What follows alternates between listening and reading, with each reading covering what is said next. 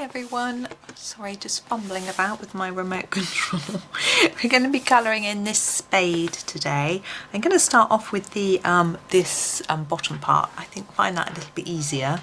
This is obviously the part you dig with. I'm going to make this look slightly metallic if I can.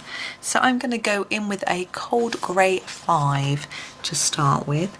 Now my idea is to make it look silvery across the whole spade up to this line here. So I'm just starting by putting quite a dark line here and then graduating that out with a lighter pressure. So that's my start in place, and I'm going to just go along this line and along this line. I'm going to keep that just like that, taking it just across a little. I'm just looking at some pictures of spades to help me a little bit with the light and shade. So that's our first colour. I'm going to move down to a cold grey 4 to do the next part. I'm going to go down here again along the edge of the colour that we did already, and here we want to leave that little white gap, so I'm going to try really hard not to colour over it, and that will be all we do on that higher part. Just checking you're in shot. I struggled to get you in shot earlier, I don't know what's going on. So just colouring over that part where we were fading out the darker grey, and you can use quite a hard pressure there and then start to fade it out with less pressure towards the middle. The idea is we want this white line to continue right down through the spade, but we are going to go down to our cold grey 3 just for the last little bit, just so that it's even lighter. So I'm going over what's been done already and then just taking this in slightly more, and the same here over what we've done already, taking it in. This is going to be my last grey, so I'm going to gently bring it together, and I think that will do for our shiny spade. Well, we need to think about the handle. Now we've got a lot of reds and greens going on this page. The spade I've got actually in the picture is green. I'm not going to do that. My thought is that we do a plain wood part here and then the handle painted. So I'm going to grab a brown. This is the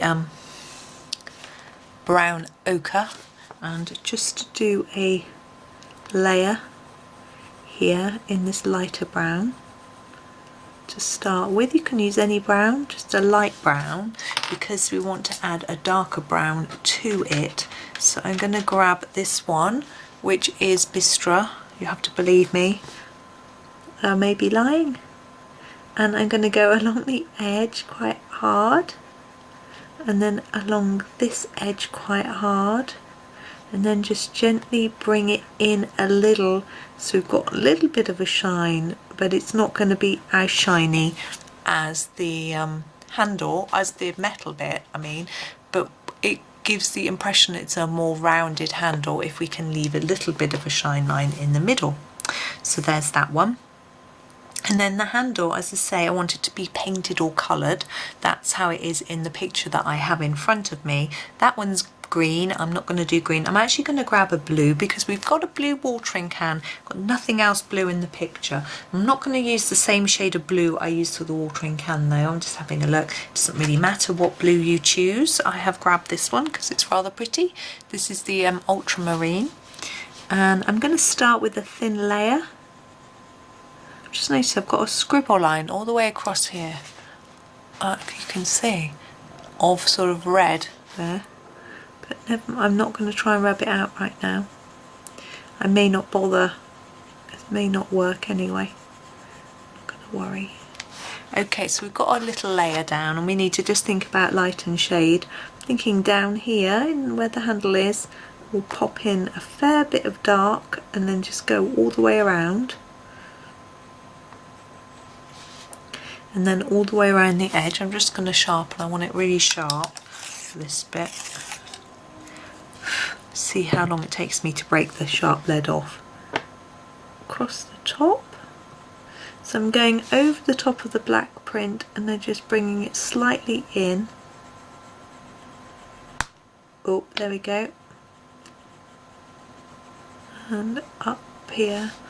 And then I'm just going to blend that in a little bit because it looks a bit too pale. I don't want it to look mega shiny. I just want it to look a little bit shaped and shadowed. There. That's it. I'm going to leave it like that. That's all I'm going to do with the Spade.